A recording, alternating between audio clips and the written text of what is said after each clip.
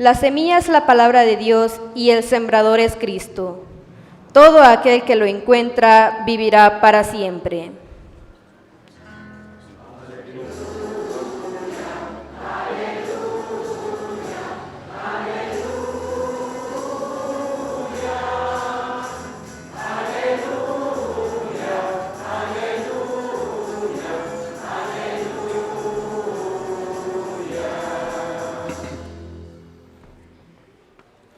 El Señor esté con ustedes. Sí, con su espíritu. Proclamación del Santo Evangelio según San Mateo.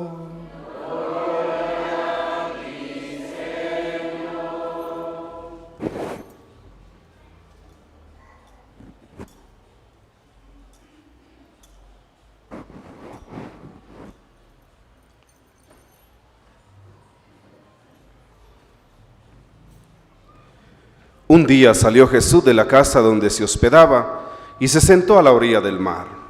Se reunió en torno suyo tanta gente que él se vio obligado a subir a una barca, donde se sentó mientras la gente permanecía en la orilla. Entonces Jesús les habló de muchas cosas en parábolas y les dijo: una vez salió un sembrador a sembrar, y al ir arrojando la semilla, unos granos cayeron a lo largo del camino. Vinieron los pájaros y se los comieron. Otros granos cayeron en el terreno pedregoso, que tenía poca tierra. Ahí germinaron pronto porque la tierra no era gruesa, pero cuando subió el sol, los brotes se marchitaron y como no tenían raíces, se secaron.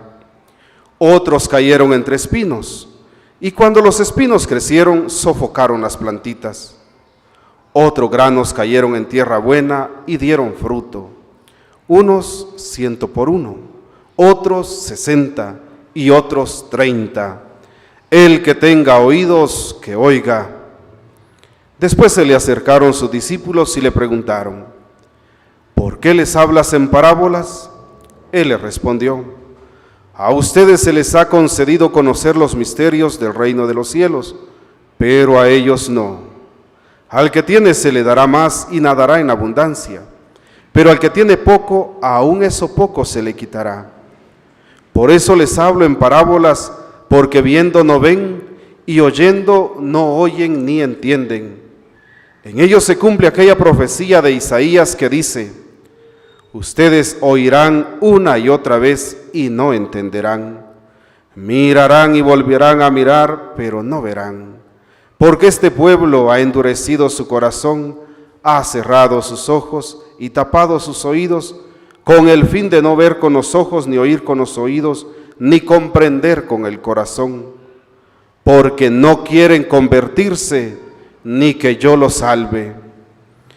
Pero dichosos ustedes, porque sus ojos ven y sus oídos oyen. Yo les aseguro que muchos profetas y muchos justos desearon ver lo que ustedes ven y no lo vieron, y oír lo que ustedes oyen y no lo oyeron. Escuchen pues ustedes lo que significa la parábola del sembrador. A todo hombre que oye la palabra del reino y no la entiende, le llega el diablo y le arrebata lo sembrado en su corazón. Esto es lo que significa los granos que cayeron a lo largo del camino. Lo sembrado sobre terreno pedregoso significa al que oye la palabra y la acepta inmediatamente con alegría, pero como es inconstante, no la deja echar raíces, y apenas le viene una tribulación o una persecución por causa de la palabra, sucumbe. Lo sembrado entre los espinos representa aquel que oye la palabra, pero las preocupaciones de la vida y la seducción de las riquezas la sofocan y queda sin fruto. En cambio, lo sembrado en tierra buena representa a quienes oyen la palabra, la entienden y dan fruto. Unos el 100 por 1, otros el 60 y otros el 30. Palabra del Señor.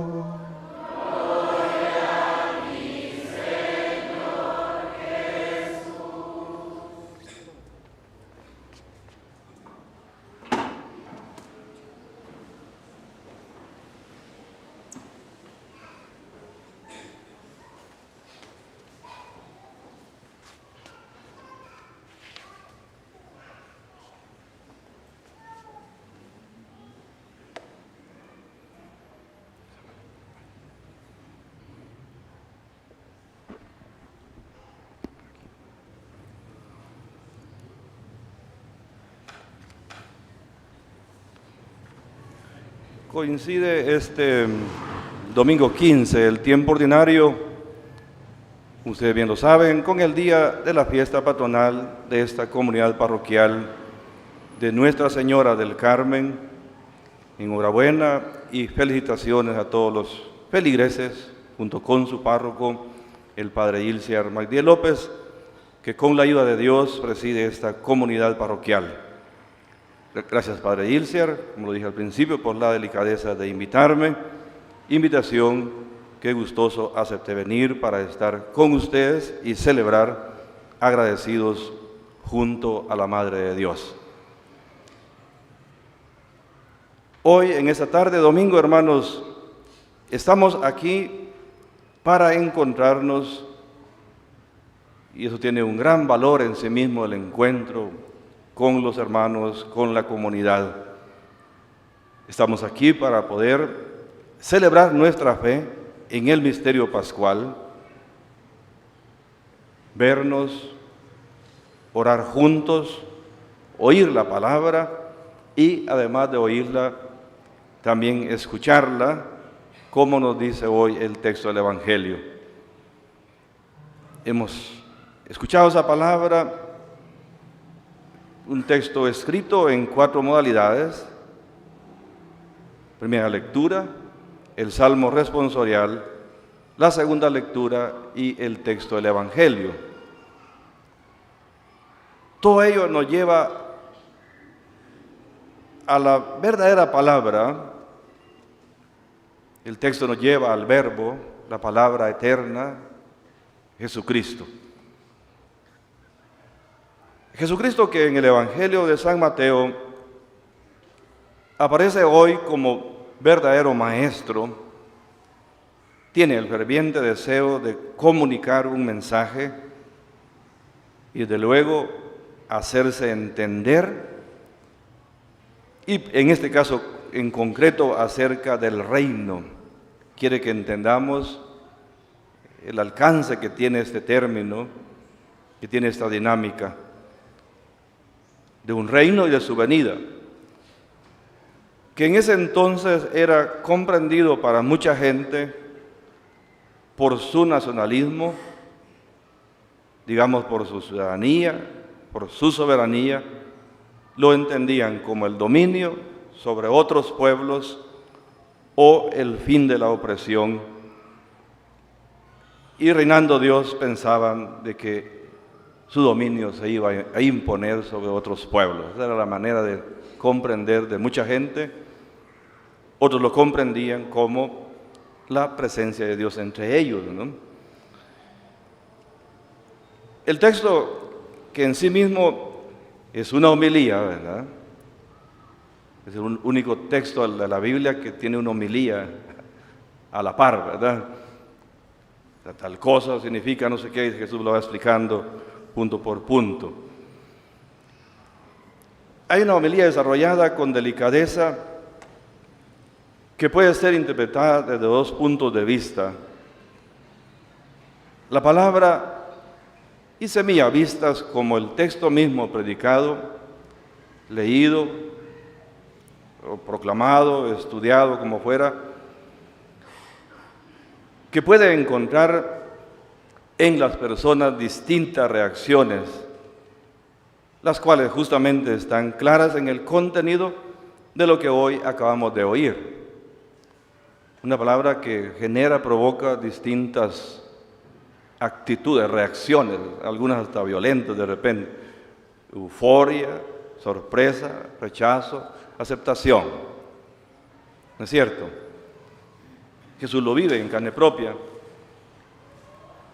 Segundo, hermanos, la palabra, el Verbo, como el mismo Cristo que se acerca a nosotros a través de la misma acción de la Iglesia depositaria de esa palabra. Y luego las reacciones que van desde luego desde la indiferencia, el rechazo y la aceptación del Verbo hecho carne, que puso su casa, que puso su tienda en medio de nosotros. A ver, el contexto en que se da esta predicación de Jesús y no cuesta de repente adivinarlo, entenderlo, puede ser muy bien, porque abarca en gran parte la vida del Maestro. Oigan esto, ¿quién experimentó en muchas oportunidades la frustración, el desencanto en medio de su misma gente? ¿Estamos? Sin embargo, él sigue su camino aplicando muy bien lo que nos enseña hoy el texto del profeta Isaías en el capítulo 55. Cree esta palabra, así será la palabra que salga de mi boca. ¿Cómo? No volverá a mí con las manos vacías, sino que después de haber hecho lo que yo quería y haber llevado a cabo lo que le encargué. Un texto precioso del capítulo 55 de Isaías. ¿Qué le encargó? El encargo de la palabra es dar fruto. ¿Estamos? Y ahí le podemos muy bien aplicar otro texto del Evangelio ya en tiempo de Jesús, porque el árbol que no da fruto hay que cortarlo y echarlo al fuego. Si todavía queda esperanza, hay que remover la tierra a su alrededor y esperar. Otro elemento a considerar eran las expectativas que tenían del reino, y eso se mantuvo por mucho tiempo. ¿Cómo? Como dominio, es decir, que Dios dominara, mandara y alejara de ellos la intervención de los romanos. San Mateo explica en 7 parábolas cómo es ese reino, que ellos lo entendían de otra manera. ¿Cómo es ese reino? Hay que buscarlo, la moneda perdida, ¿verdad? Esmérense y búsquelo, haga algo de su parte, ¿verdad? No se siente, no se cruce de brazos. ¿Cómo es ese reino de Dios? Que viene, que está presente, que está entre nosotros como una levadura. ¿Qué hace la levadura? No se aparta de la masa, ¿no? Pero las mujeres que hacen pan, el panadero, ¿verdad? Revuelve la levadura en medio de toda la harina mojada, la masa, ¿no? Y la invade, ¿no? La invade de principio a fin. ¿Cómo es ese reino? Es luz. Luz.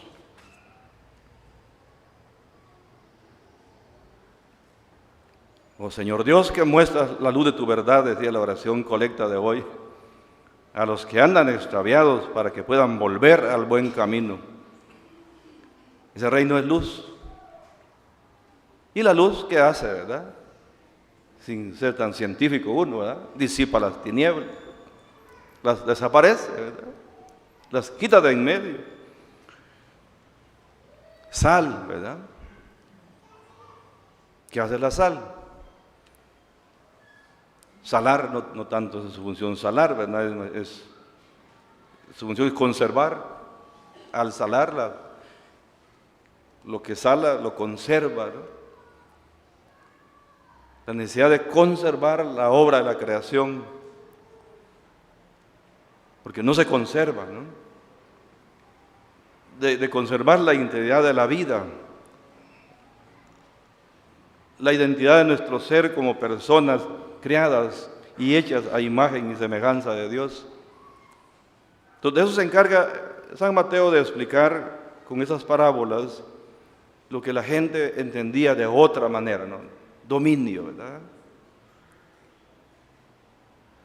Venganza.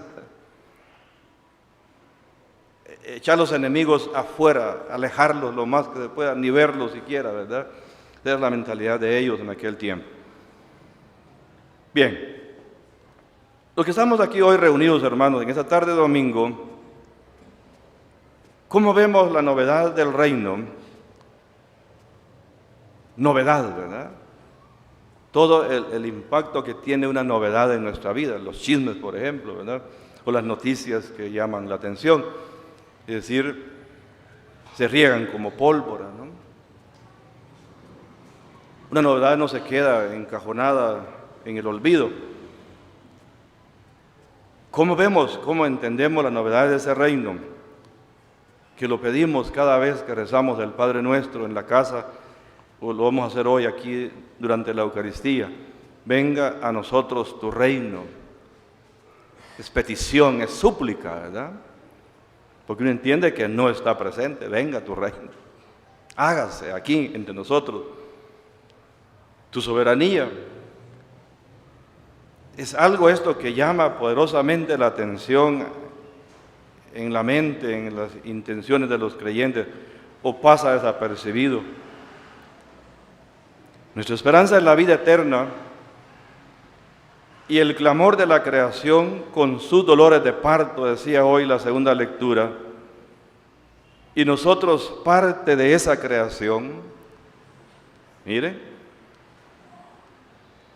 ¿o no hay ningún dolor que nos preocupe? Tomamos analgésicos y nos pasó el dolor, ¿ya? Y ya estuvo, ¿verdad? La iglesia de nuestra madre, hermanos, así llamamos los cristianos, los creyentes a la iglesia, nuestra madre, ¿verdad? Todo el alcance que tiene ese término, ¿no? La madre, la que genera la vida, la que la gesta, la que la da a luz. Esa iglesia de nuestra madre, cuya figura es la Virgen, según la enseñanza del Concilio Vaticano II, ¿verdad? Y otros documentos del Magisterio de la Iglesia nos dicen que María es figura de la Iglesia, ¿verdad? Usted quiere ver la Iglesia, ve a María, ¿no? Y qué figura más grande, más especial. Figura ella es figura, hermanos. Hoy en esta vocación del Carmelo, esa iglesia, hermanos, se desarrolla, se desenvuelve en la dinámica por ese reino. De lo contrario, pierde el tiempo, ¿verdad? Lo pierden ustedes, lo pierdo yo, lo pierde el Padre Ilse, lo pierden todos los animadores pastorales, si no nos mueve esa dinámica del reino de los cielos, cuyas características son bien fáciles de entender y que están descritas en el prefacio del Domingo de Cristo Rey, cuando concluye el tiempo ordinario, ¿verdad? Miren cómo aprende uno, ¿verdad? Prefacio de la misa del Domingo de Cristo Rey, ahí están dichos los elementos, los términos con los cuales se comprende y se entiende el reino de Dios. Entre otros, paz, que no tenemos, justicia, que hay que entenderla por nuestras carencias y necesidades como una justicia social, amor del día de veras, no el amor de papel, no el amor de promesas, no, el amor auténtico, un reino que da alegría, ¿verdad? La alegría de sentirse las personas en su paso por este mundo realizados, ¿verdad? Y no desmoralizados, derrumbados, frustrados, ¿verdad? Alegría. Un reino que es vida. Si analizamos, hermanos, la realidad del país a la luz de la palabra, que es un lente, ¿verdad? Como texto es un lente. Tenemos que caer en cuenta que vivimos en una realidad bien compleja en ese tiempo, confusa, enredada. Los últimos acontecimientos son una clara pintura de un país que no apunta a la búsqueda del fortalecimiento de la democracia. Y se puede ver el empeño de las mafias por conservar sus privilegios, protegiéndose a través de un régimen de impunidad, empeñada en que la ley quizá nunca los alcance. Esos son sus propósitos. Los casos selectivos que persigue el Ministerio Público lloran sangre y dejan a un lado casos gravísimos que significan daños profundos a la vida de miles de ciudadanos guatemaltecos honrados. ¿Cuánto ciudadano honrado, trabajador, decente, luchador se ha habido afectado, hermanos, por un sistema que no promueve la vida de los demás? Los intentos de deshacerse de otro partido más en el último espacio que tenemos de la vida de este país es una burla a la voluntad ciudadana, como igual fue con la exclusión de los anteriores, ¿verdad? Quítese hacia un lado, ¿verdad?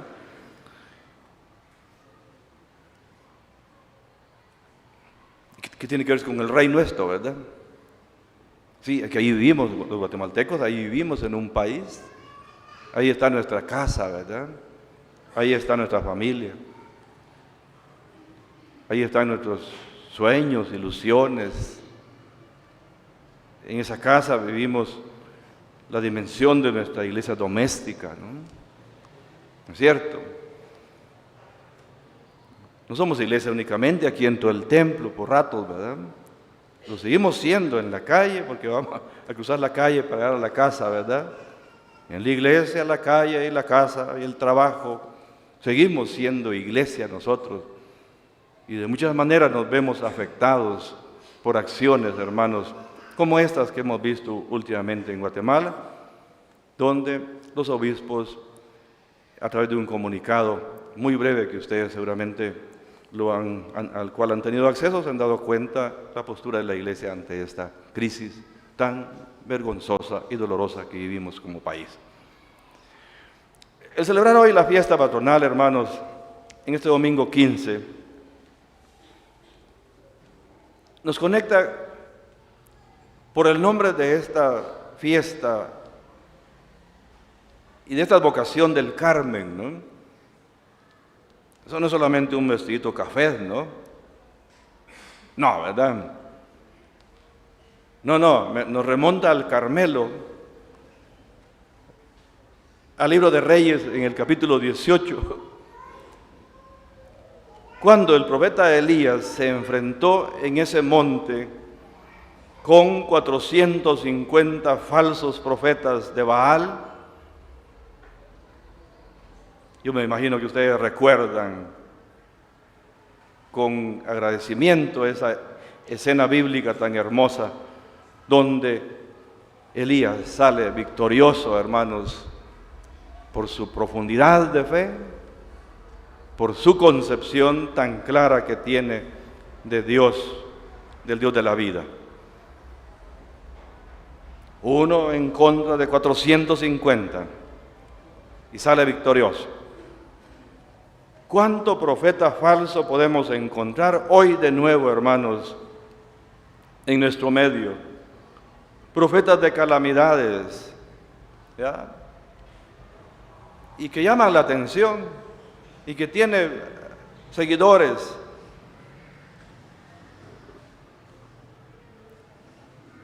Falsos profetas que ven fantasmas por todos lados. Mire, los eventos últimos que han ocurrido en Guatemala están en gran medida marcados por fantasmas, ¿no? Ven monstruos, ¿verdad?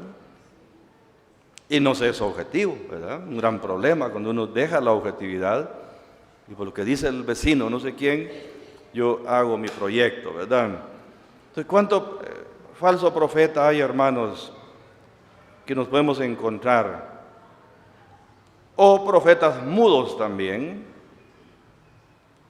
que aunque parezca una contradicción, ¿verdad? Pero los hay, profetas mudos que no sueltan una sola palabra, ni en bien ni en mal. Callada la boca, ¿verdad?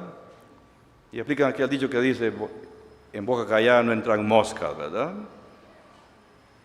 Y no hablan, ¿verdad? Tenemos que hablar, tenemos que soltar la palabra, ¿no? La de hoy del Evangelio de Mateo que acabamos de oír. ¿Cuál? Esa palabra que nos dice hoy que la palabra como semilla tiene que caer en tierra buena, ¿verdad? En el humus de la tierra, ¿verdad? Una palabra, hermanos, para que alumbre, como dice hoy el texto de la oración colecta de entrada, ¿no? Que ilumine esa palabra. Que toque la vida de las personas, ¿no? Dígame, ¿qué soy yo como católico si la palabra no ha tocado mi vida, verdad? Pues sigo siendo el mismo todo el tiempo, ¿verdad? El mismo, yo no he cambiado en nada, ¿no? Soy la misma persona de ayer. No, que cambie la vida, que toque la vida de las personas. Tenemos que alimentar el proyecto del hombre nuevo, reconstruido en Cristo, que por cierto está dicho antes del texto hoy que escuchamos de la carta a los romanos, ¿no? Hombre nuevo, reconstruido en Cristo, que sea esa tierra repleta de humus, la mejor tierra que recibe la semilla y la palabra para generar frutos abundantes de 100, decía hoy el Evangelio, ¿verdad? Al 100%, a tope, ¿verdad? 60 o 30, pero ahí están los frutos.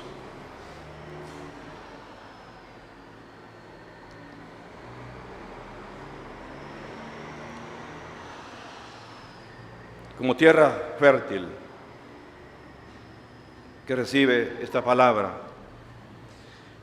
La Virgen María, hermanos, ya lo dije una vez, es figura de la iglesia, ¿verdad? Miren cómo tienen sus brazos al niño, ¿verdad? ¿Quién es el niño? Jesús, el mismo de ayer, de hoy, de siempre, ¿verdad? ¿Ya? Entonces la iglesia es portadora de Jesucristo, ella prolonga la misión de Él, ella prolonga su presencia en todo el tiempo hasta el final de la historia. Que tengamos en ella como un espejo, tenemos que ver la iglesia, nuestra madre, en ella, esa iglesia maestra que enseña, ¿verdad? Todo el alcance que tiene la tarea de enseñar de la iglesia a través del catequista. Y el catequista mayor es el párroco en la comunidad, ¿verdad? Parroquial. ¿Mire? Todo lo que yo logro captar, lo que yo logro comprender, aprender de esa palabra con la cual me forman, me enseñan. Una iglesia que custodia, que lleva de la mano a sus hijos por el camino del bien. Mire, te toma de la mano la iglesia, ¿no? Que como un niño que empieza a dar sus primeros pasos, le enseña a caminar, ¿verdad? Esa es la iglesia de nuestra madre. Y al ver a la Virgen uno dice, veo la iglesia en esa figura, en esa presencia, en esa imagen bellísima de la Madre de Dios, ¿verdad?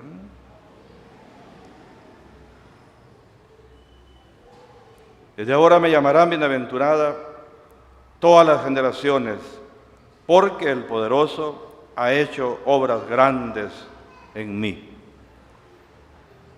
Evangelio de San Lucas, ¿verdad? Dios ha hecho obras grandes en ella. A través de ella tenemos la palabra que se hace carne y habita en medio de su pueblo. ¿Qué es la fuerza de la palabra, hermanos? Texto, letra, ¿verdad? Y la palabra que nos da ese texto, que es Cristo, purifique, transforme y santifique la vida de todos nosotros. Amén. En el nombre del Padre, del Hijo y del Espíritu Santo. Amén.